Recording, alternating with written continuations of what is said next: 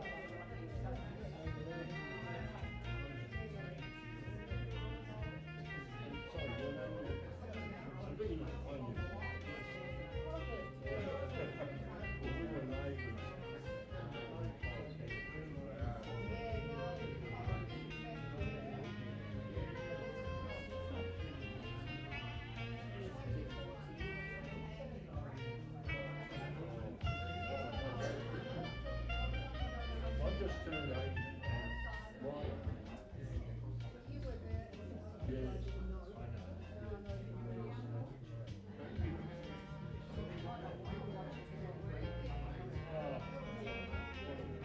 That's a lot of fun.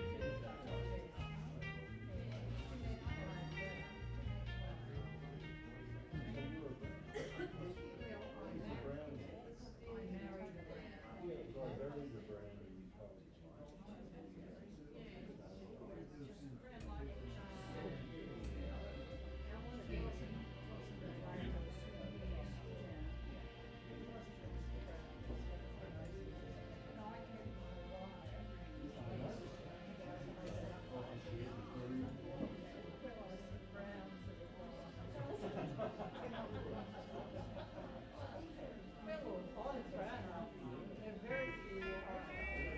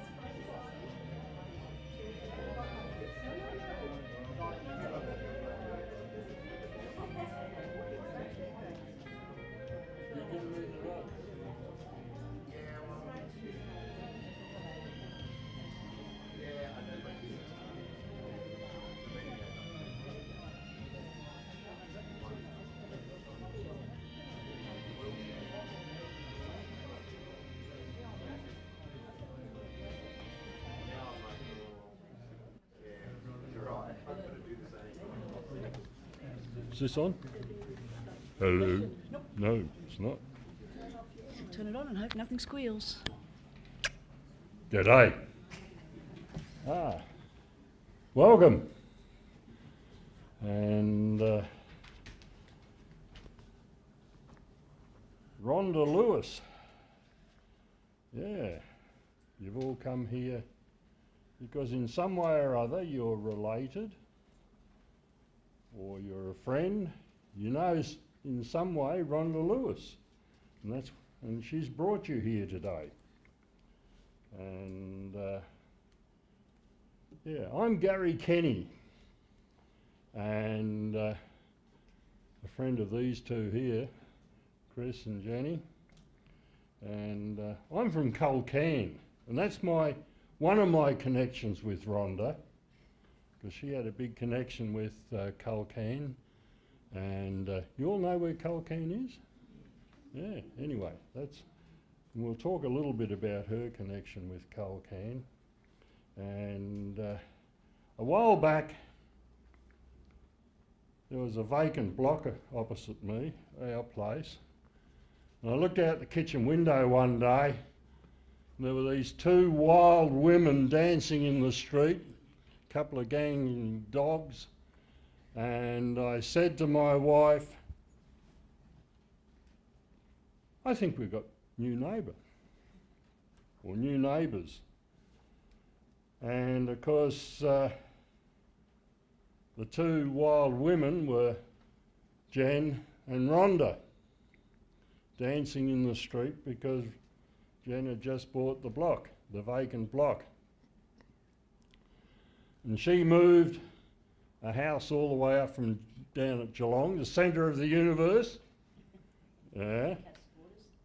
Well, absolutely. I'm a cat supporter. And I look out there and there's a bit of Geelong there, right opposite my house. Anyway,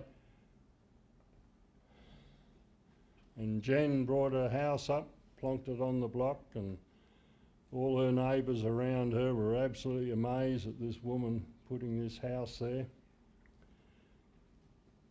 And Rhonda would visit, usually a glass of wine in her hand, and but she would supervise, and that's how we got to know Rhonda. So that was our meeting of this wonderful woman. Is the picture still there? Yeah. What a wonderful picture of Rhonda Lewis, who was born on the 15th of March 1938 in Binnaway, New South Wales. I had to get the map out to find out where it was, but it's sort of in the centre of New South Wales, up there near Coonabarabran. Is that right? Mm-hmm. Yeah.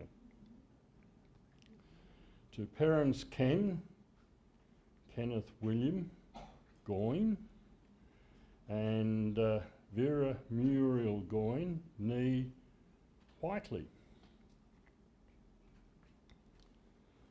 And they moved to Culcairn shortly after that to be near Ken's family. And they bought a house a couple of doors up from Ken's mum in Coondean Street. That's over the railway line on the other side of Culcairn from where we live and from where Jen lived. And but Rhonda attended Culcairn Primary School. And Rhonda's mum passed away in 1940 when Rhonda was only 2 years old. Her father Ken then went off working on the railways, and of course Culcairn's a railway town. It was actually built when they put the railway line through from Melbourne to Sydney, and so that's why it exists. That's why it has the big pub there in Culcairn, okay? Because had a couple of branch lines there, one down this way and one over the other way. And so they needed a big pub. And so he was working on the railway, and Rhonda was raised by Ken's brother Roy, called Joe. There you go. And his wife Flora, or she was called Flo, her name was Flora. In 1944, when Rhonda was 6 years old, Ken married again to Elsie. And in 1945, Ken, Elsie and Rhonda moved to Tocumwal to live, which is where Rhonda's sister, Lorraine, was born. Is Lorraine still around? You're Lorraine. There you go. Lovely that you're here today. Okay. Yeah. It was in Tocumwal, Rhonda said that she was baptised when a Presbyterian minister from Culcairn came to visit them and baptised her in their kitchen. And that's how the story goes. And that's my other connection with Rhonda, is even though I'm a Lutheran pastor, well and truly retired now, but I was also baptised in the Presbyterian church and by a Presbyterian pastor. But this sets up, if you like, one bookend in Rhonda's life. And we'll talk about the other bookend shortly. Because that was when God reached down into Rhonda's heart, mind and soul and said, "Hey kiddo, you're mine. You belong to me and I belong to you. And I will be with you for the rest of your life.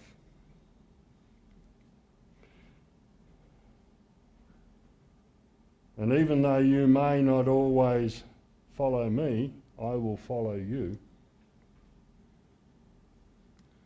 And talking with Jen, that's always been important in Rhonda's life. And that's the amazing grace of God. When we talk about amazing grace, that's what it's all about.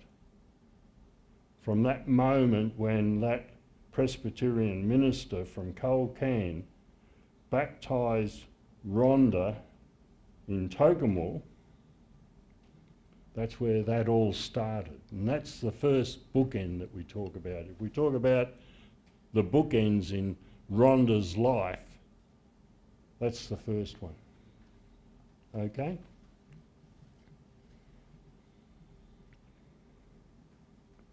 Rhonda attended Finley High School and after school had hopes of becoming an air hostess. There you go. How many of you knew that? Did you know that, Lorraine? You knew that? Okay. However, her wings were clipped when your father, insisted it was too dangerous and that planes fell out of the sky all the time, Evelyn. Did you want to be a hostess? Okay, all right. And but determined to broaden her horizons, she moved to Albury to study nursing and she became an RN. It was in Albury that she met and married James Lewis, on Saturday the 16th of January 1960. In 1966 they had son Chris, and in 1969 daughter Jenny. They lived in Glenroy until they moved to Wilson Street to a house that had a takeaway shop. in the front of the house that Rhonda and her good friend Gloria, is Gloria here? No, she's not. Okay. Opened and ran until Gloria remarried and left Albury. The family then moved to Shoeback Street, East Albury, where they enjoyed somewhat of a rural lifestyle in East Albury. There you go. In a large town with vacant land and hills surrounding them instead of houses. There you go. This eventually was built in, and they moved up the hill to Wirraway Street to a house Rhonda had often admired. Rhonda became heavily involved in the golfing scene, a sport she truly loved and invested in. She became the president of the, I'm not even going to spell it out, but it's the North East District Ladies Golfing Association. Okay. Any of you sort of involved in that? No, okay. And she loved travelling to all the clubs in the association and officiating plus playing golf with the ladies. I can just imagine, she, you know, we'll see some of the pictures there. She was a bit of a party animal, I get the feeling. Loved her wine, so I've drunk quite a few wines with Rhonda. And yeah, she loved her wine, didn't she? And she was quite a player too, having hit that elusive hole-in-one in at least one occasion and winning many prizes. So that's pretty good. Life then took a curveball when her marriage to Jim dissolved and she purchased a house in Regina Avenue, North Albury. She had to get back into the Regina. I hear someone say, not Regina, but Regina, is it? She had to get back into the workforce after many years, but thankfully had kept her nurse's registration up, so went back nursing in aged care and later district nursing. After a few years in Regina Avenue, she decided to move back to Tocumwal. So bought a house and land package and built a lovely little house on Bruton Street, which was the same street her family had first moved to when she was 7 years old. So she sort of went round in a circle, and we see that a couple of times because she came back to Culcairn, didn't she? So there you go. In Tocumwal, she went to work back at aged care at the Lions Hostel, where she loved looking after the oldies. And she was in her 70s herself, and some were probably not much older than her. And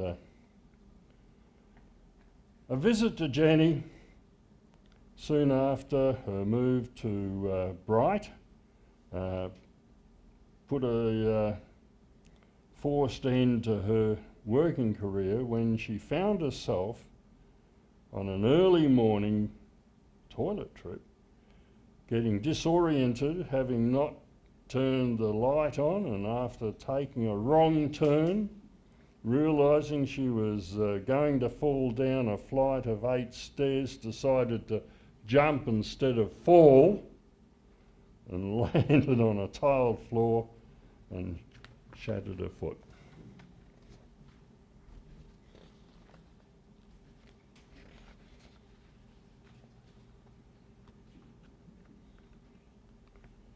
I'm all thumbs, sorry about that. I'm getting old and grumpy.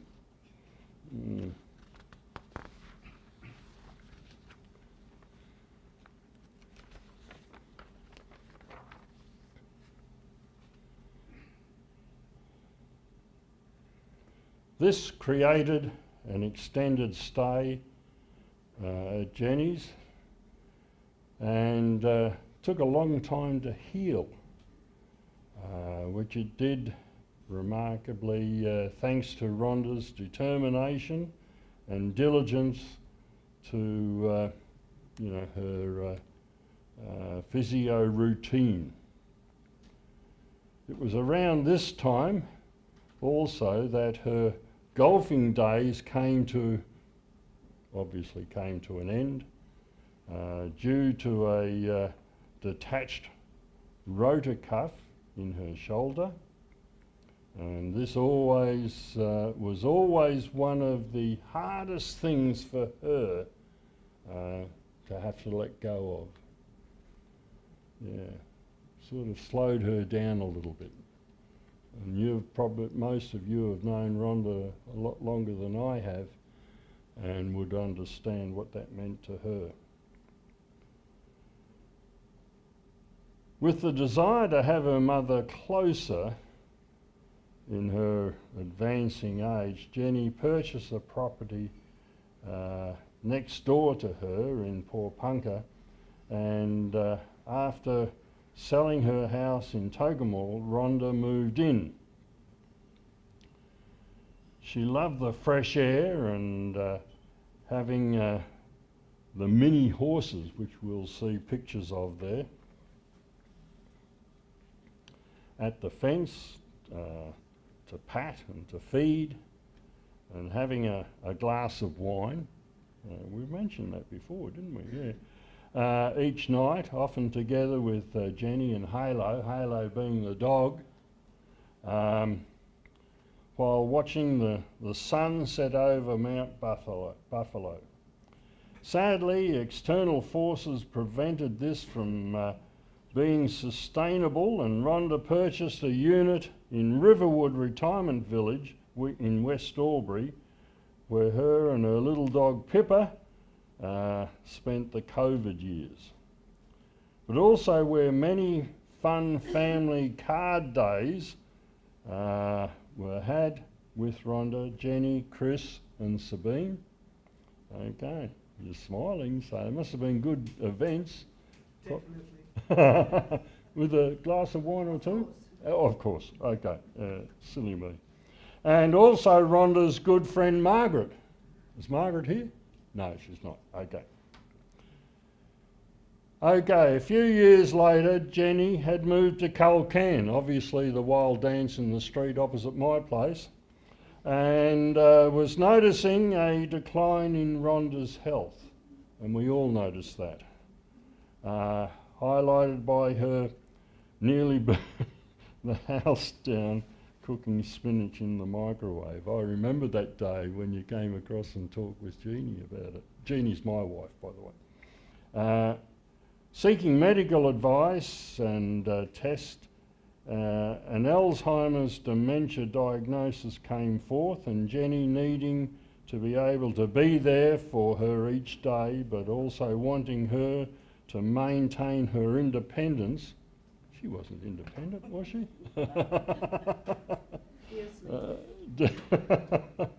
We're not talking about Rhonda here, are we? Okay. They said Rhonda's unit, or they sold Rhonda's unit and rented a house a block away around in King Street, from, just a block away from Jenny's place in Culcairn. This brought joy to many happy times together, but also illuminated how rapidly Rhonda was declining. And my wife also helped out quite a bit in those days. And my wife couldn't be here today. She's sad about that. Within 6 months, it became clear that Rhonda was no longer safe living by herself, topped off by another microwave near house destruction event, this time heating meals on wheels. Yeah, I remember that event too. Jenny's house not being suitable and not being able to get a loan on a carer's pension the decision was made to quickly sell Jenny's house.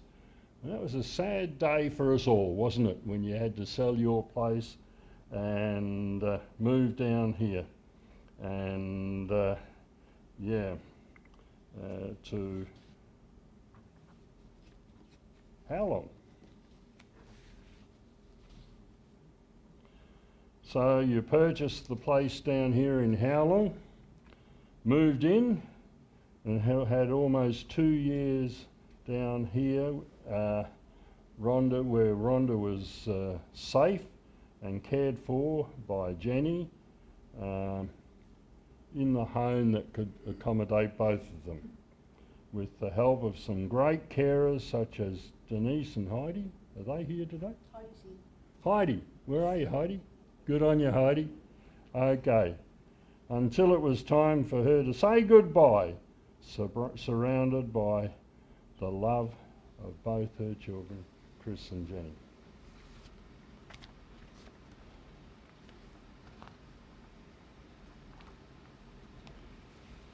And that sort of brings us to the second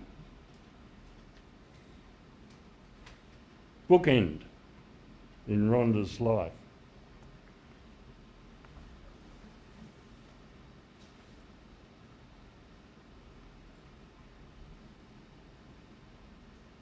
For those of us who have a Christian faith,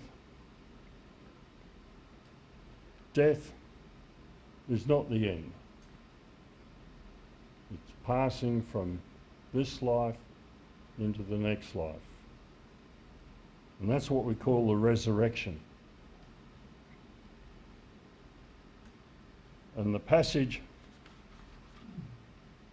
that we often refer to in this is the passage that is written in your order of service there.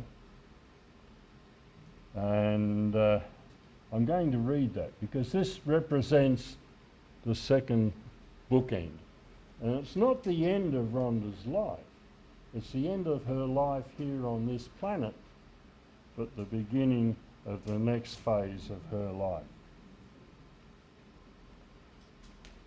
Do not let your hearts be troubled. And you've got to forgive me, I've just had cataract surgery in both eyes and I'm struggling. I can't wear my glasses anymore. And so I'll try to read this. You believe in God, believe also in me, that is Jesus. My Father's house has many rooms. If that were not true, would I have told you this? And if I go and prepare a place for you, I will come back and take you to be with me,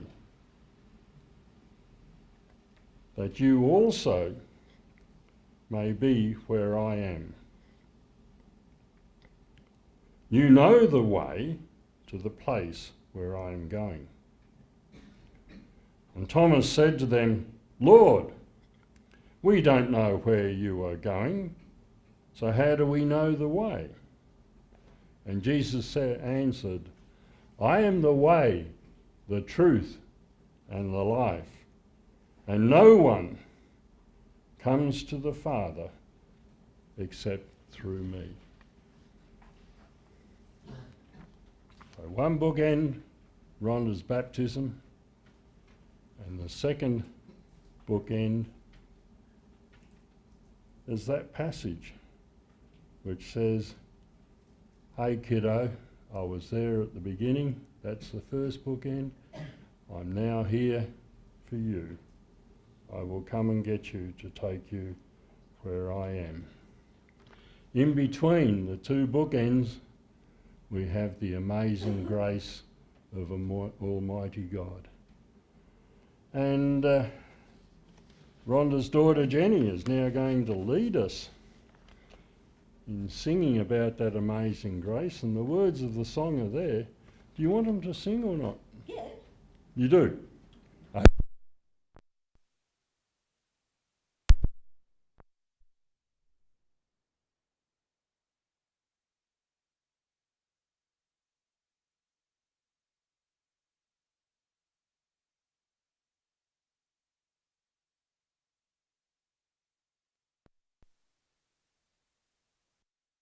part of her life was music, and she was always listening to music and singing and doing everything like that. So I'd love it if you'd sing along with me.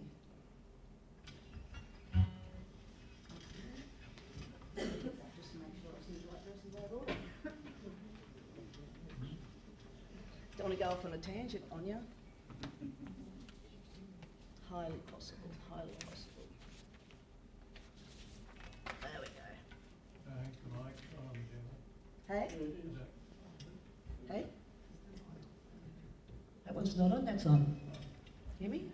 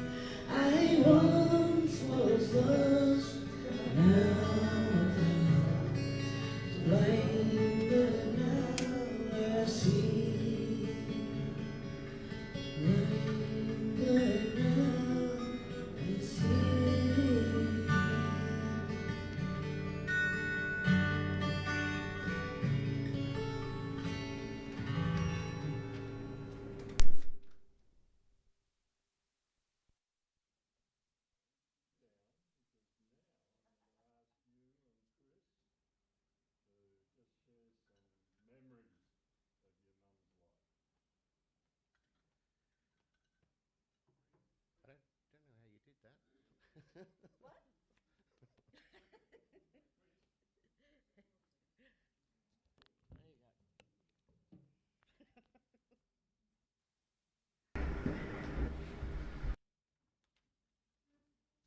go.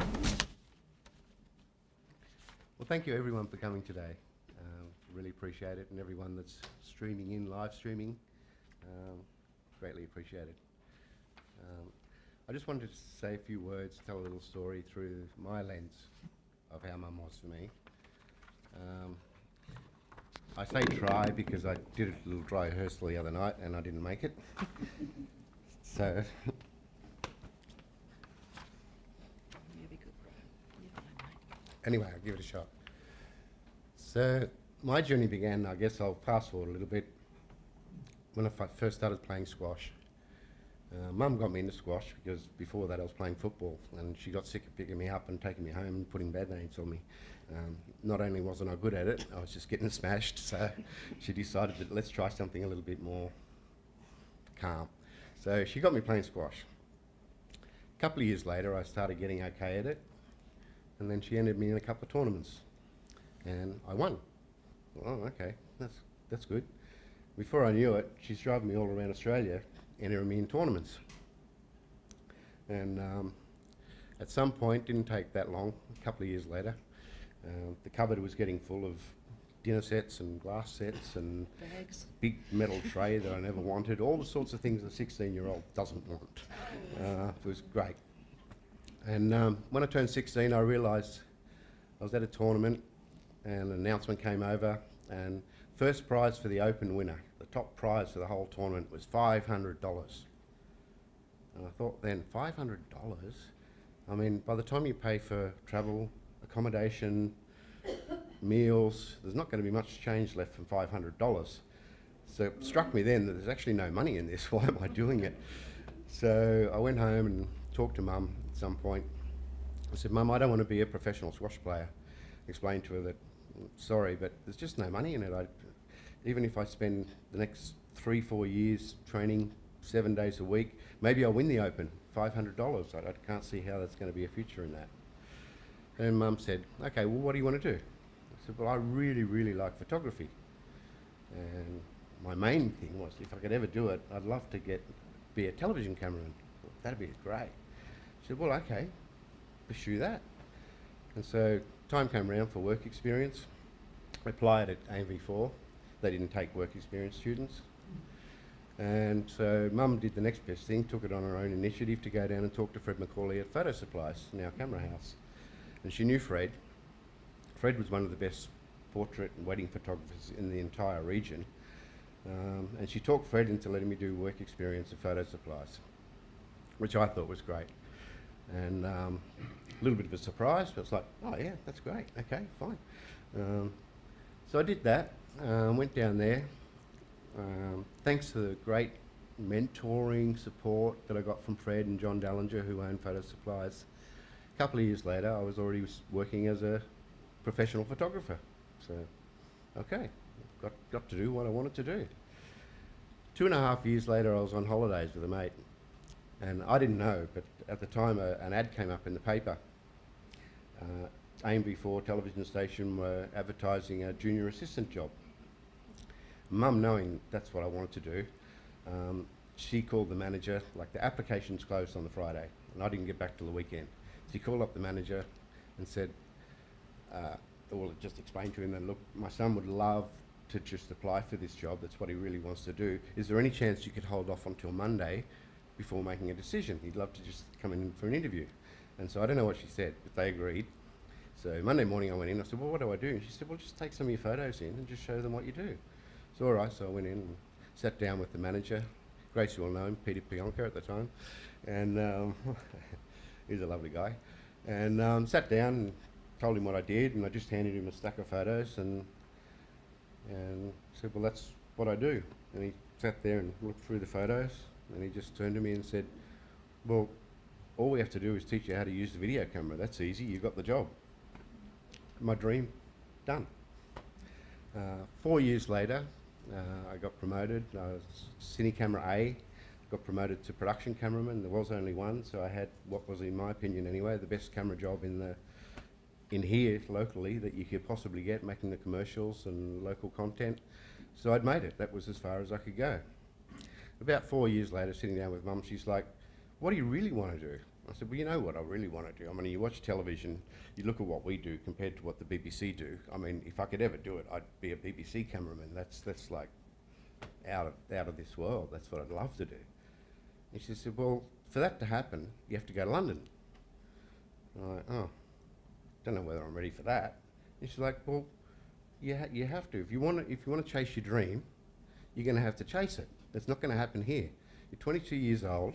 You've got your life in front of you. Don't look back in 20 years and say, oh, I wish I'd given that a shot. And so, I've actually done better than I thought I would. So anyway, Yeah, you're doing got well, further mate. than- You're doing well. got further today. You're doing well. Anyway, so I sort of played with the idea for a couple of months. But it's actually a really good idea, but I don't quite know whether I should. Like, I've got the best job, can't go any further than that. My director who I work with is a really good mate. I'm really good mates with the general manager. I've got a pretty cushy position here. Good friends. Why should I leave?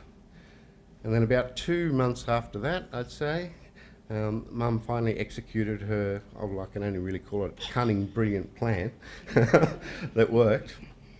Anyway, we're sitting around talking, ding dong on the door. In comes Kathy McDonald. Out of the blue. I didn't think much of it. Okay, fine. And we're talking, and it didn't take long. Mum turns around and says, "So have you put more thought into going to London?" I was like, "Yeah, but I don't know whether I really want to give up. I've achieved what I want to achieve. I don't know why I should give that up to do that, to really take that bigger risk." Cue Kathy McDonald. She said, "Yeah, but you know Shane's over there at the moment, her son, and I talked to him a couple of days ago. He said there's heaps of work over in London. Like he's earning really good money, 16-year-old, or 19-year-old at the time, 20-year-old, and lots of money." I thought, "Oh, all right." And then I didn't really have time to think about it, and she said, "Well, Neil and I are going over there in a couple of months. Buy yourself a ticket and come with us." And I'm like, I look at Mum, and she's sitting there with huge eyes, just expectant eyes, and I realised I can't say no. So, yeah, I just had to say yes. I just went, "Okay, I'll do it." Anyway, went over to London. Didn't take too long before I was getting a bit of work, and then Shane introduced me to a guy that was looking for a cameraman to work with him. And then before I knew it, I was working 6 or 7 days a week and doing really, really well. About 12 months in, 14 months in, I got offered a job to do a job from the BBC. I thought, wow, that's like, I can't believe this might happen. So I took it, I jumped on it, and obviously worked all right. A week later, they sent me a nice little letter and a copy of the film saying, "Thank you very much, we're really, really happy," and a copy of the film, which I didn't expect. And it was only months after that before I was travelling around the world. They were flying me around the world to cover the biggest stories in the world with their best journalists. So,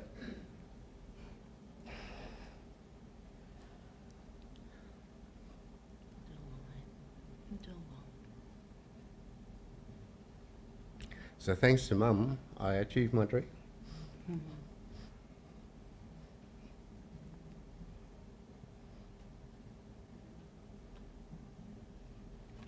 I just wanted to say one more thing.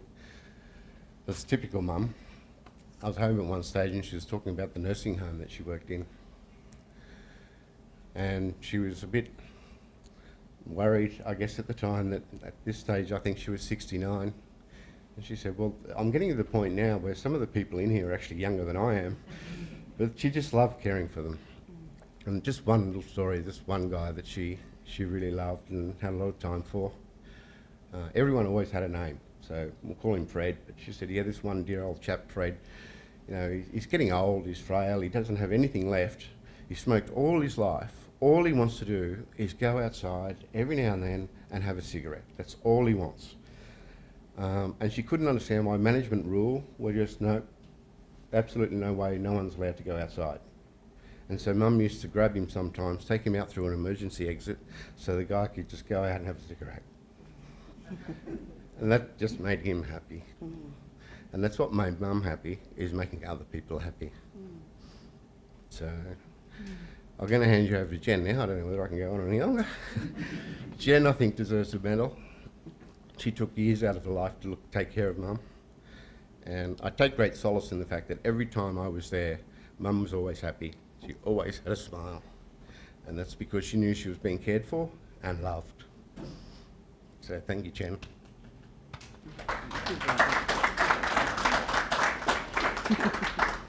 Just don't trip over the cord. Thanks, bro, you did well. I just see a bit of picture when Chris was talking about big pushes from a little lady. She was a little lady, but boy, she could push you, couldn't she?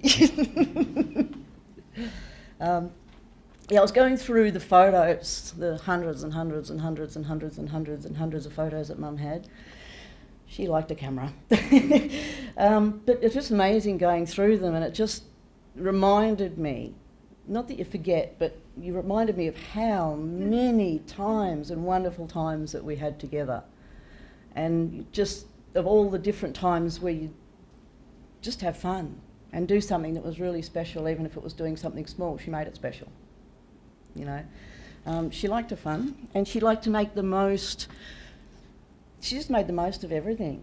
You know what I mean? She just, if she wasn't 100% for a situation, she'd go in it and she'd just get, 100% out of it anyway, and just turn it into something that she really enjoyed. And I think that was really cool. She's got the notes down here. She absolutely loved fishing. Never turned down a, come on mum, let's go fishing opportunity. She'd always be, yep, I'm in. Even if it meant me dragging her down to the freezing ports at Port Campbell and sitting on a pier freezing, as you know, everyone knows mum knows she did not like being cold. But she would tolerate it, freezing on the pier and fishing and with a smile on her face, and I don't think we caught much, but I enjoyed it. No, she did too. And all throughout our childhood, we were just like fishing, whether we were camping by the river or go down the Murray camping, or we had a boat out of the Hume Weir, and we spent hours and hours and hours and hours out the Hume Weir.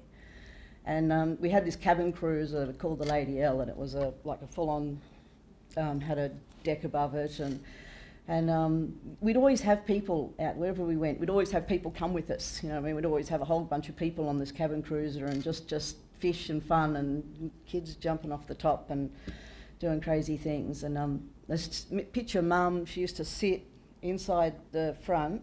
She had this seat, and she had a door window thing, and she'd stick her hand out there and fish with a hand line. And she'd always be the one to catch the fish. And I had this vivid picture of her fishing. And one particular day, I think it happened a lot more than this day, but I think it was about 5 people on the top of the cabin cruiser. She was pulling them in one after the other, and nobody was catching anything. And next thing, she had about 5 lines all the way around hers with people from the top hoping to catch a fish. And they still didn't. So I don't know how she did it, but she was still the one catching the fish. So lucky they were tolerant, patient people. Yeah, she loved an adventure. Like, we'd so many adventures together. We'd go off to the theatre, or we'd go off to shows, or we'd go off to concerts, or we'd just, whenever there was something on that, you know, it sounded like either of us had enjoyed, it's like, come on, let's go. And absolutely loved that. And she loved music, no matter what genre. She had such a wide spectrum of genres that she absolutely loved. And even right up to the last, she'd be sitting down there just singing away to the music. Oh, when we went to a luncheon there, and they had a Yakandanda, was it? And they had a guy up there playing, and she was sitting down the front singing away to him. He loved it. He loved it. She had this captured crowd, didn't he? He absolutely loved it. And she loved a good dance. I don't know how many photos I've got of mum dancing, whether it's on a ferry, on a boat, everywhere. All these places where she would dance. Yeah, in the middle of the street. And she just loved to dance. You know, and then she managed to, later on in life, find a really good dance partner, my friend Claudia, who, whenever we'd get together around, after probably a few wines, it usually ended up with ABBA on the music, and they'd be up dancing like crazy. So she would love a dance. And she really got to the thing of, you know, believed in the case, you know, like no one was watching. You know, she didn't care. She had no inhibitions at all. She just loved to dance. I don't know that I got that. She had such a great sense of style. She was always such a classy, she just liked to be classy, and it was just in her, in a dress, and somehow she managed to wear white pants, which she loved to wear, and she kept them white all day. I did not inherit that skill. I still, to this day, don't know how she did it. I wear white pants and they're not white 10 minutes later. So, you know, I'll never understand that one. And I just, going through the photos, how I was reminded of how faithful and loyal and how committed and involved and invested she was in Chris and I, in our lives. You know, the same as Chris's story. She was 100% there and 100% pushing. You know, just encouraging and trying to lift us up and do better. But she'd join in on whatever crazy thing we were doing, whether it was good, bad, or otherwise. She'd be very supportive. Whether it was all the animals I brought home, collected, dragged them home, and she'd end up looking after them. There was quite a few of those. And then it was Pony Club. When we moved to Shoeback Street, there was in this bush in the middle of Albury, in the edge of Albury, we got a horse, and I got a horse. Chris tried, but preferred motorbikes. And you know, she'd be up brushing this grumpy horse. and feeding him in the morning before she'd take us off to gymkhanas and things like that. And yeah, she did get a bite, at least one bite that I know from the said grumpy horse, because he did not like being brushed while he was eating. And yeah, she'd just come and she'd hook up or borrow a horse float, hook it up, this little thing, hook up a horse float and drag me all over the countryside to gymkhanas and shows and one-day events, and that's just how supportive she was. And it was quite amazing. And then it was squash, family squash things, the same thing. When it was the squash time, she'd bundle us in a car and drive us all over the countryside for these squash tournaments and spend the whole weekend there with us, supporting us while we were on our games. And it's, again, 100% committed, no questions asked. And it was holidays for us. Most holidays were to King Island. We purchased a property called Blue Gates with dear friends Brian and Ruth Marshall, and that was before Dad was going over the years before that, and then we decided to get this property. And every holiday, well, I think it was us kids mainly prompting it, and the divers, because we love diving, every holiday was, nope, we've got to go to King Island. So we'd go to King Island, and Mum would come over to King Island, and it was a funny little house. It was just no electricity. We had gas lights and gas cooking and no television, but there was always so much fun and so much frivolity happened in that place. And we'd always be dragging people wouldn't drag them, they'd say, you're going, I'm coming.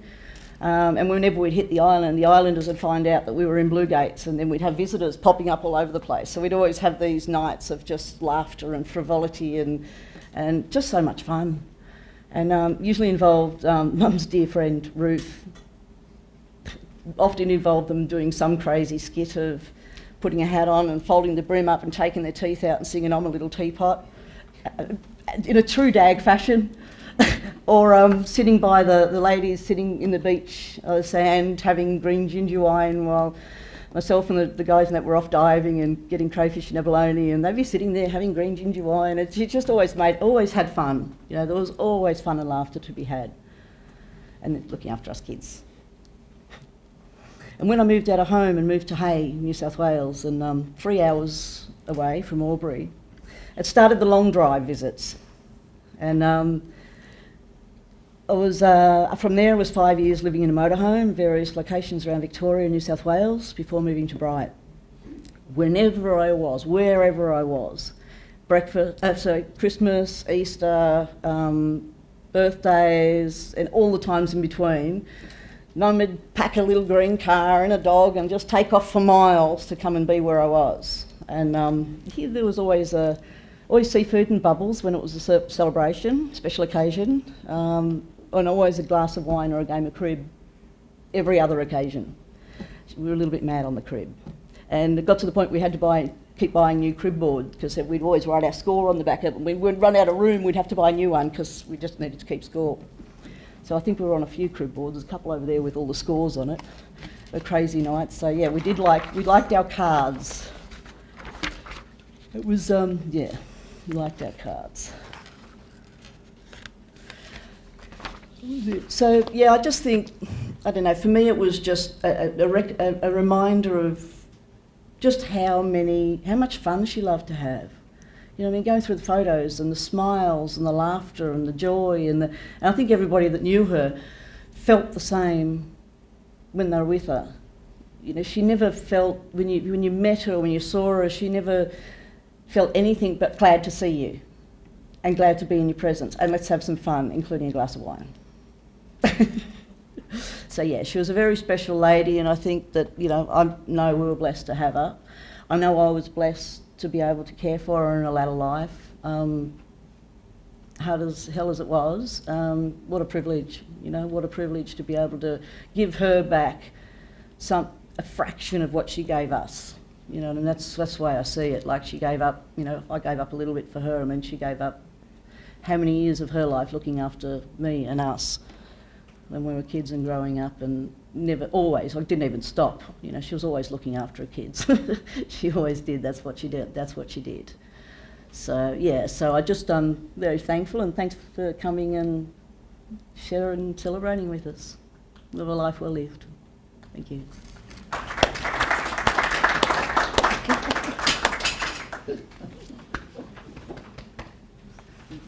sound strong to me. I'm a wuss.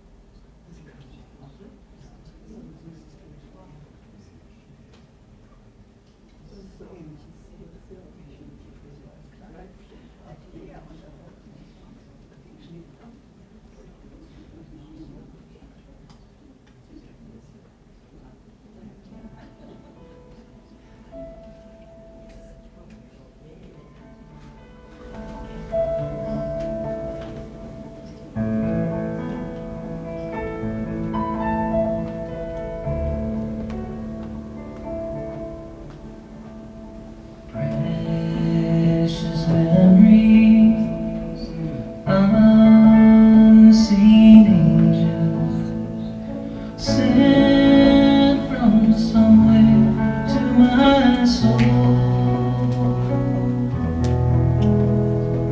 How they linger, ever near me, and the sacred past unfolds.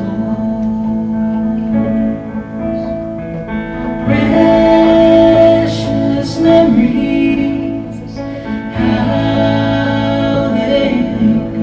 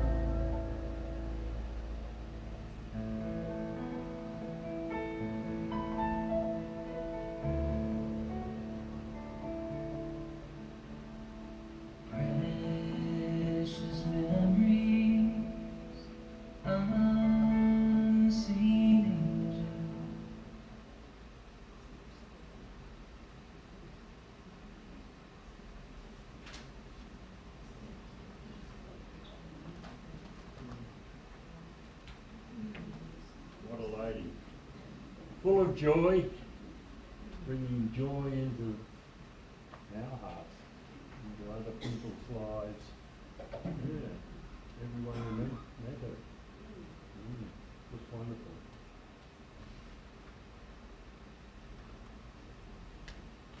Now we're going to share together the 23rd Psalm. And we have that printed in the order of service that Ben has put together. And Chris has put together, so let's just read those words together and ponder on them in our hearts, minds and souls as we take this away from us, maybe as a legacy that Rhonda leaves in our hearts, minds and souls. The Lord is my shepherd, I shall not want. He makes me lie down in green pastures. He leads me beside the still waters. He restores my soul. He leads me in paths of righteousness for his name's sake. Yea, though I walk through the valley of the shadow of death, I will fear no evil. For you are with me. Your rod and your staff, they comfort me. You prepare a table before me in the presence of my enemies. You anoint my head with oil. My cup runs over. Surely goodness and mercy shall follow me all the days of my life, and I will dwell in the house of the Lord.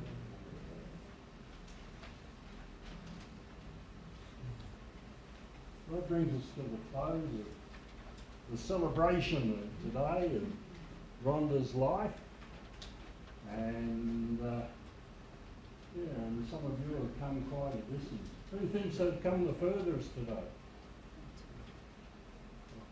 No, we've had some from Canberra, any from Sydney. Yeah. I know. You're not going to commit to that. I did. Pardon? I did. You did? Yeah. Yeah. Just down the road. Okay. And well, now we've got some time together still to just share our own stories with Rhonda. And yeah, so there is a tab on the bar that Chris and Jenny have opened the bar for us to just share, and some light refreshments being provided. So thank you very much. And so let's just enjoy Tea and our coffee. memories. Pardon? Tea and coffee. Tea and coffee And over hot here. chocolate. Pardon? And hot chocolate. And hot chocolate. There you go. Okay. So, yeah, bless you all. Thank you. Thank you very much. And some photos and a book of memories over here too. So, and some golf sticks. There you go.